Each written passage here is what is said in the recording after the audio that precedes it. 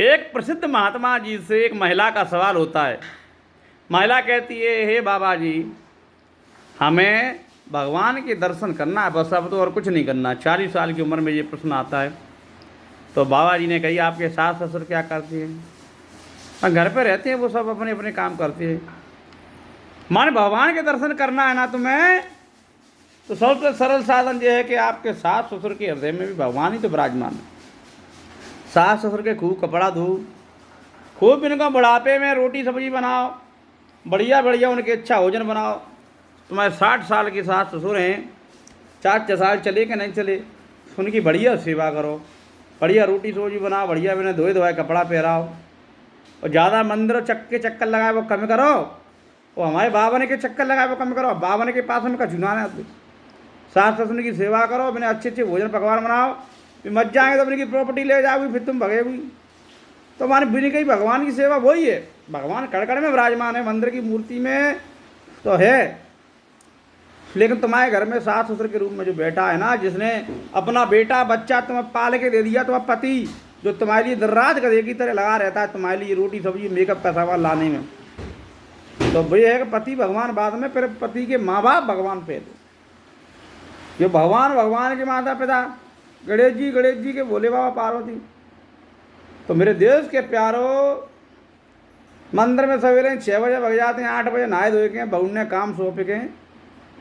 उन महिलाओं को कम से कम अपने घर में ज्ञान का ध्यान लगाना चाहिए, क्योंकि तुम 40-50 साल की उम्र में घत्ते बाद चली जाओगी मंदिर में, सवेरे 2 घंटा मंदिर में, संध्या 2 घंटा मंदिर में, गृह संस्कार कब देगी? बूढ़े बड़े सास ससुर न जरूरत पत्ते बचाए, अपने काम खुद करते हैं, को रपट जाओ को कचू करेगो। तो घर में रह के सास ससुर की सेवा करें, संस्कार दें। जो तुम्हें 40-50 साल की उम्र में जो ज्ञान ग्रहण करो है, वो संस्कार अपनी बहुओं को दे, बच्चों को दो, क्या कर रहा है क्या नहीं हो रहा है, तुम्हारे घर में कौन आ रहा है जा रहा है, और वही नाम संकीर्तन करते रहे। ज़्यादा नहीं तो गीता के 11वें अध्याय का पाठ कर लें, और भी कुछ नहीं है तो हमें एक तुम्हें दिव्य मंत्र दे रहे हैं वो कर लें, वही भगवान की प्राप्ति है। प्रेमानंद महाराज जी का एक दिव्य श्लोक है, बड़े प्रेम से गाती हैं वो, क्या? श्री राधे कृपा कटाक्ष स्त्रोत मुनिंद वृंद वंदिते तिलोक शोकहारिणी प्रसन्न वक्त्र पंकजे निकुंज भूविलासिनी ब्रजेन्द्र भानुनंदनी ब्रजेन्द्र सून संगते कदा करिष्यसि मां कृपा कटाक्ष भाजनम। हो श्री राधे रानी कृपा कीजिए, मुनिंद वृंद वंदिते तिलोक शोकहारिणी विषन्न वक्त्र पंकजे निकुंज भू विलासिनी ब्रजेन्द्र भानुनंदनी ब्रजेन्द्र सून संगते कदा करिष्यसि मां कृपा कटाक्ष भाजनम। मखेश्वरी क्रियेश्वरी स्वधेश्वरी सुरेश्वरी त्रिवेद भारतेश्वरी प्रमाण साधनेश्वरी रमेश्वरी क्षमेश्वरी प्रमोद काननेश्वरी ब्रजेश्वरी ब्रजाधिपे श्रीराधिके नमस्तुते इति दमतबोधश्रुतं निशम्य भानुनंदनी करोतु दुरन्ततं जनं कृपा कटाक्ष भाजनम्। भवेत् तदेव संचिता रूप कर्म नाशनम लवेत् तदा ब्रजेन्द्र सून मंडलम प्रवेशनम। श्री राधे रानी कृपा कीजिए, संतों के हृदय में निवासिए। श्री राधा वल्लभ लाल की जय।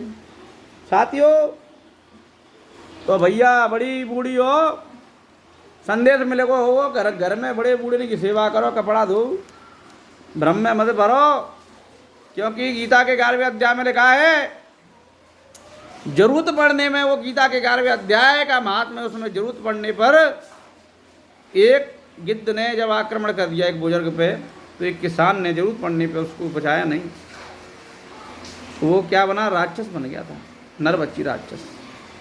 इसी तरह सास ससुर बुजुर्गों को जरूरत है, बहू उनको दुख में छोड़ के, संकट में, उनके घुटने में दर्द कर रहा है, किसी को पीठ पे मालिश लगवाना है, कोई बुढ़िया है बेचारी नहाने में दिक्कत आ रही है, किसी कपड़े बदलने में आ रही है, तो घर के बड़े बूढ़े वो चिल्लाएंगे, काहे नहा नहीं पा रहे, बूढ़े बूढ़े काहे खा नहीं पा रहे। देखो बहुत गलत है। अपने घर के बुजुर्गों को सम्मान देने के साथ में उनका मान सम्मान करें, तिलक चंदन करके उनको बढ़िया बढ़िया पकवान बनाए, जो उनके अच्छा भोजन वो खिलाएं, वही भगवान है।